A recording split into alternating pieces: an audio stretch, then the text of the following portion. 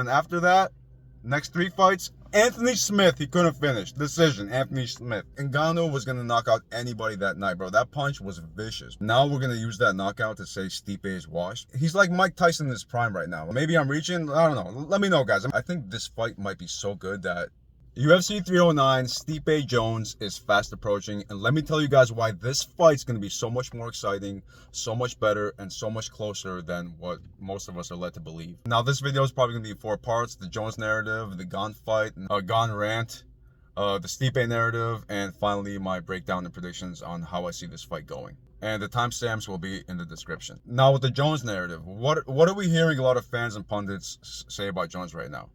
And most of it is being judged by his last performance against Gane, which, again, I'll get to. I don't think we should put too much stock on that fight. But what are we hearing? We're hearing Jones is the GOAT. He might be, but he's the best, untouchable, amazing finisher. He's just the best. We haven't seen anything like Jones. And let me tell you why that's false. I got my notes. I did my homework. Hold on. I did my homework, all right? I got my notes. I got my handy-dandy notes, and let me run down why that narrative, how Jones is this unstoppable force, is false. Now, in the first half of his career, he was that unstoppable force. I'm not going to count his first 2 fights. He was only 19 then. But after that, starting in 2009, second round finish, Gilly. First round, Matt Hamill. It's going to get overturned because they just changed the 12-6 rules.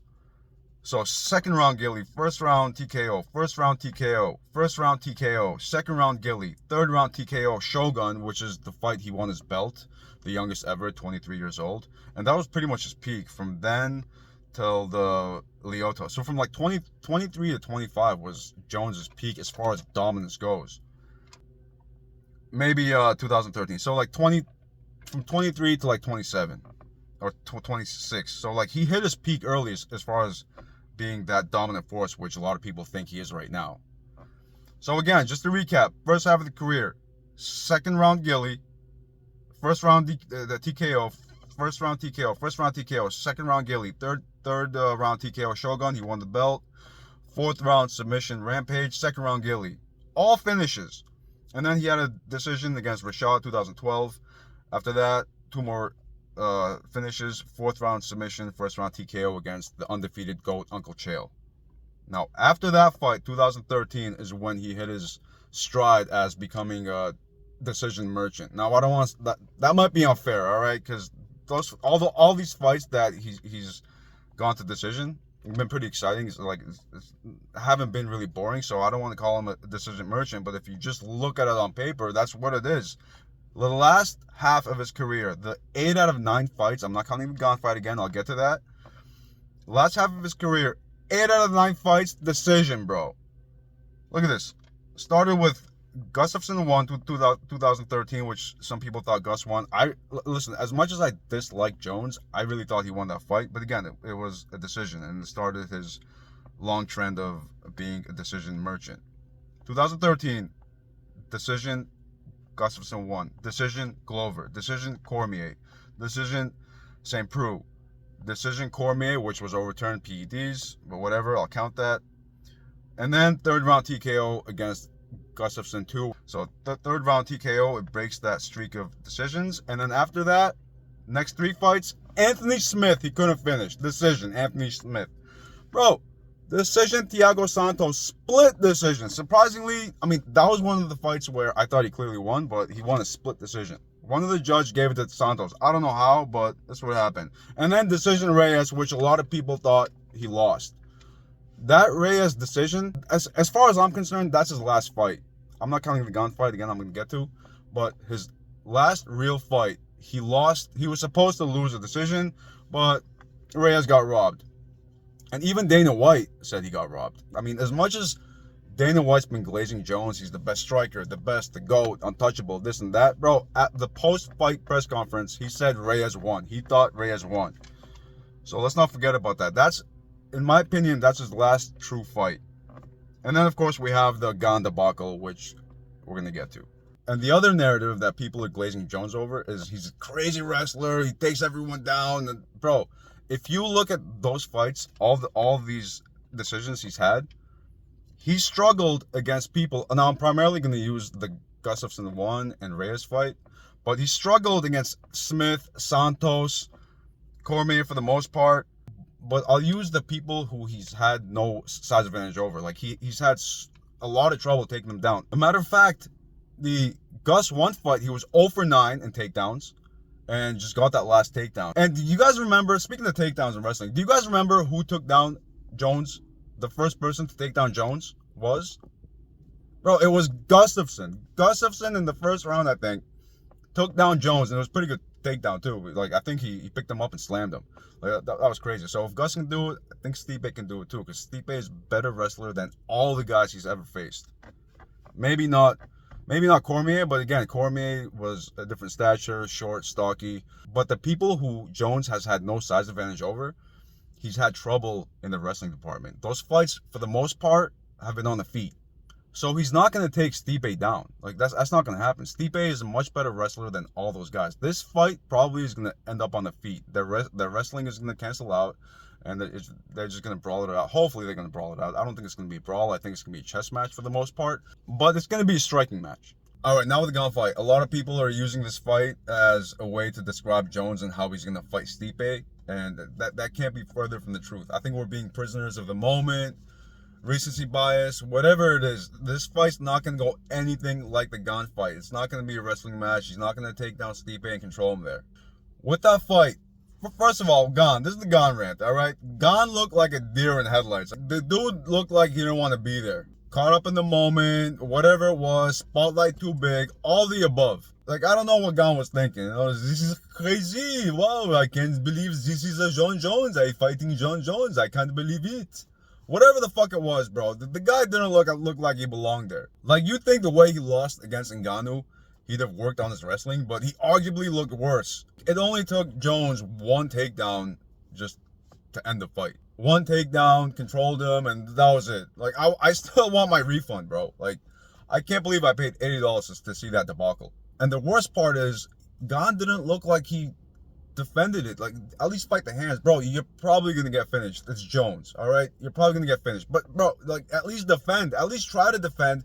At least give the fans, leave an impression like you try to defend. But instead, it looked like a panic tap. And even Cormier was like, "What the fuck did he tap to?" The dude was befuddled. We were all befuddled. Like, bro, was that in? I'm sure it was in. It's Jones. He's creative. He's got a really good guillotine. You probably put enough pressure, but bro, like, make an impression that you're fighting the hands, that you want to be there. You're probably gonna get tapped again. You know, it's probably gonna be over, if not that round, next round, because you're just that bad on the ground. But make an impression that you tried, bro. Like, come on. Like, I tried to be a Gane fan, but after that fight, I will never root for Gane again, bro. Like, as much as I dislike Jones, if they ever fight again, which is not gonna happen, but you never know, I'll be rooting for Jones. I will never root for Gane again. The dude just looked like a quitter. That fight, it looked like you just took a time machine, went back to the Royce Gracie days when Royce Gracie was just dominating people like 3 times his size. Like, against that boxer where the dude fell on his back and just tapped out of panic. Or even Royce Gracie just was confused, looked up to the refs like, yo, did this clown just fucking tap? Like, that's what it looked like. And in all honesty, Gane is one of those fighters that you want to root for, and is a good fighter to root for if he worked on his deficiencies, if he took the game serious, which he doesn't look like he's taking it serious. I mean, bro, he should have listened to Khabib. Khabib tried to give him advice. Hey, brother, come to Dagestan, brother.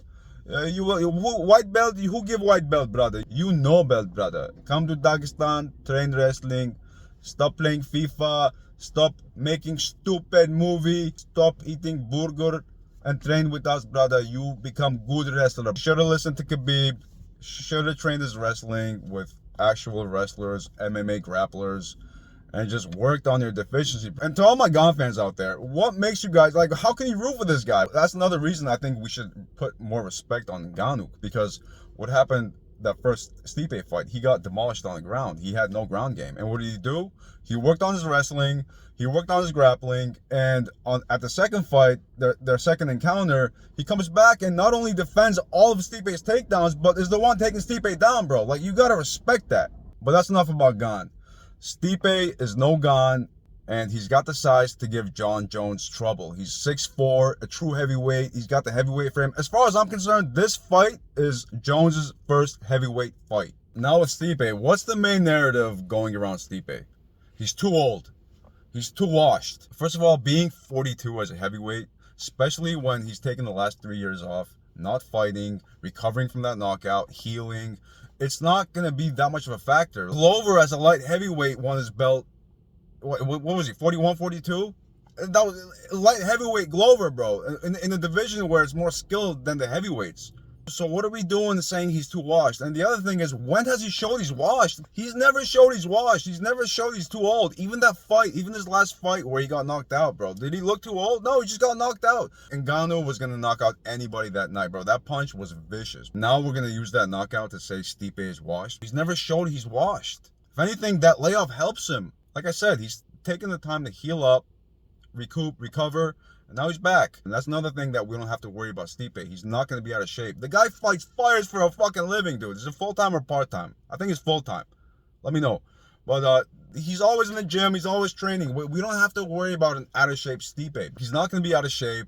His power is still going to be there. His chin is probably going to still be there. And that's the other thing. Like, Stipe's got a pretty good chin. I think we should give him more credit for not getting knocked out that first encounter with Ngannou than getting knocked out that second encounter. He took a lot of damage. He took a lot of punches that first fight and still had the wherewithal and presence of mind to survive, get in the right positions, take him down, punch back. Even that second fight, I think he took a couple punches and it just took it on the chin before he couldn't. But, bro, we should give Stipe more credit that he didn't get knocked out that first fight than we are going to discredit him for getting knocked out. Bro, anybody was going to get knocked out.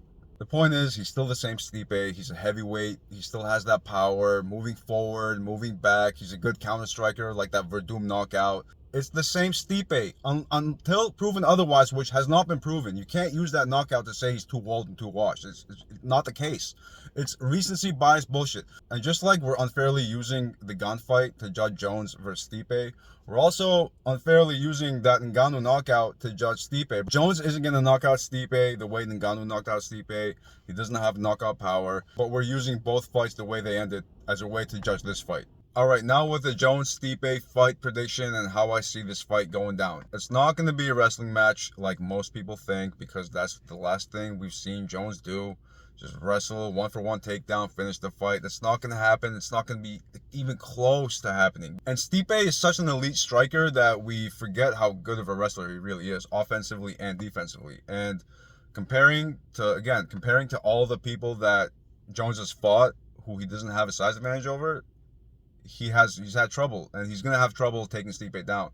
Now, he could take him down, but it's not going to be just off a takedown. If he is going to take him down, it's going to be just battering his legs, because Jones does have good leg kicks, the oblique kicks, calf kicks. So maybe I see like, I don't know, in the course of like 4 or 5 rounds, like in the 4th or 5th round, like Stipe's leg might be damaged to a point where he just goes down and then Jones capitalizes on it, either gets a gilly or just ground and pound. I don't know, but it's not going to be just him going after Stipe, taking him down at will. That's not going to happen.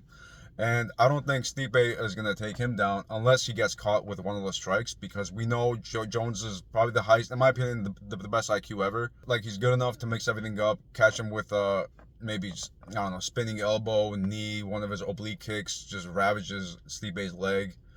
And then Stipe, just to survive, he's going to try to shoot for a takedown. Maybe that's the only way I see Stipe going for a takedown. But for the most part, he's going to stand up, he's going to strike. And that's how I see this fight going down. It's going to be a striking match. The wrestling is going to offset. So for Stipe to win this fight, for all us Stipe fans, guys, we got to hope Stipe finishes the fight on the feet, gets a knockout, TKO, whatever it is. But he's got to finish the fight. And that's his best chance. And he's got a really good chance of doing that. Like I said, his power is going to still be there. He's a heavyweight. I mean, he doesn't have Aspinall power. He doesn't have Ngannou power, but he still has KO power. He's still got a lot of power. And he's definitely got the power to knock out Jones. I know we haven't seen that, but you never know. Like, we saw Holloway last weekend get knocked out, and Stipe has power to knock out anybody. So again, yeah, that's pretty much Stipe's main road to victory, is on the feet, get a TKO knockout, because I don't think he's gonna win the decision, and I'll get to that in a moment. And now with Jones, He's methodical. He doesn't have KO power. That's why I don't see him knocking out Stipe. Maybe in the course of like 4 or 5 rounds, like I said, he might just, it's just accumulation of strikes and Stipe gets crumpled. But I don't see Jones knocking out Stipe. I see Jones mixing it up. Like, he's not my GOAT, but I think just in the pure sense of mixed martial arts, he's the best to mix it up. On the ground, on the feet. Like, he's the most creative. He's the highest IQ. He has crazy strikes, oblique kicks, kind of shitty, kind of messed up. I really wish that they get rid of oblique kicks because it does put people's careers in jeopardy, but can't hate it. Whatever. Like, he's got great oblique kicks, great calf kicks, spinning attacks, elbows, knees. Like, he's got it all, and he's the best at mixing it up. He's got the highest IQ in my opinion. And he's super methodical, super patient. He's going to make the right adjustments. And Stipe also has a high IQ, not as high as Jon, I don't think, but he's got a high enough IQ where he'll make the right adjustments, just like he did with Cormier 2. Bro, that Cormier 2 fight, that fight adjustment that he made with the liver shots, bro, that was the best mid-fight adjustment I've ever seen. That was incredible. That fight was what really made me a Stipe fan. I was a Cormier fan. I was always a Cormier fan. I rooted for Cormier all 3 fights. But after that fight, I became a Stipe fan as well. So all in all, they're both high IQ. They'll make the right adjustments. It's going to be a chess match. And they both have a great chin. And all that combined is why I think this fight's going to go to the decision. And Jon will win the decision. I really see it where Stipe, like in our eyes, most fans' eyes, Stipe is going to do enough, get most of the impactful punches, most of the damaging shots, most of the significant strikes. But it's going to be one of those fights where it's close enough, where the judges are going to give the decision to their golden boy, just like they did with the Reyes fight. The only way Stipe is going to win a decision is if he dog walks Jones, which I don't see happening. Like I said, Jones is way too smart, way too methodical to let that happen. So I don't see Stipe just dog walking Jones just like Strickland did with Izzy. Like, respect to Izzy, but he ain't no Jones, all right? So if I was a betting man, I'd bet decision Jones, probably like 70-80%, and I'd give like 20-30% chance of Stipe knocking out Jones. Now, I should probably leave like 5-10% for Jones getting a submission after, I don't know, brutalizing Stipe's legs. Stipe gets crumpled, goes down, and then Jones catches a gilly or ground and pound. I guess a few percentage for that, but for the most part, it's either going to be Stipe knockout, 20-30%, or Jones gets the decision. So I'm going with Jones' decision, even though it might be one of those Reyes fights where we think Stipe should win. But the judges ain't going to let that happen. And just to add one more thing, I think this fight might be so good that a lot of fans are going to be like, yo, we want to see a rematch. Like, would you rather see a rematch of one of the greatest heavyweight fights ever? Or would you want to see Aspinall with another 30-second knockout? Because I think that's what's going to happen. You put either Stipe or Jones versus Aspinall, I think it's going to end in under a minute. Definitely in the first round. And I don't know. Like, would you guys want to see that? I mean, I'm an Aspinall fan, but that's the problem. He's too good. Like, we don't get our money's worth. We don't see a good fight. We see a quick, exciting 30-40 second finish, but and I'm like, fuck, I just paid $80 for that? He's like Mike Tyson in his prime right now. Like, the only fight that would be exciting to see with Aspinall is Ngannou, and I really hope the UFC makes that happen in the future. But that's the only fight that's fair for Aspinall, because he is that good. His problem is he's too good. So yeah, back to this fight. This fight might be that good. That's one thing we're overlooking. Like, what if we get a rematch? Maybe not, but I don't know. Maybe I'm reaching. I don't know. Let me know, guys. Am I reaching? Anyways, that's my prediction. That's my fight analysis. Let me know what you guys think. And thank you for watching, especially if you made it this far.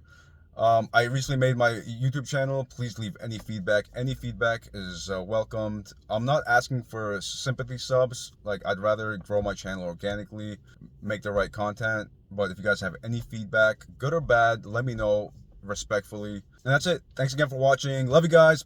Peace.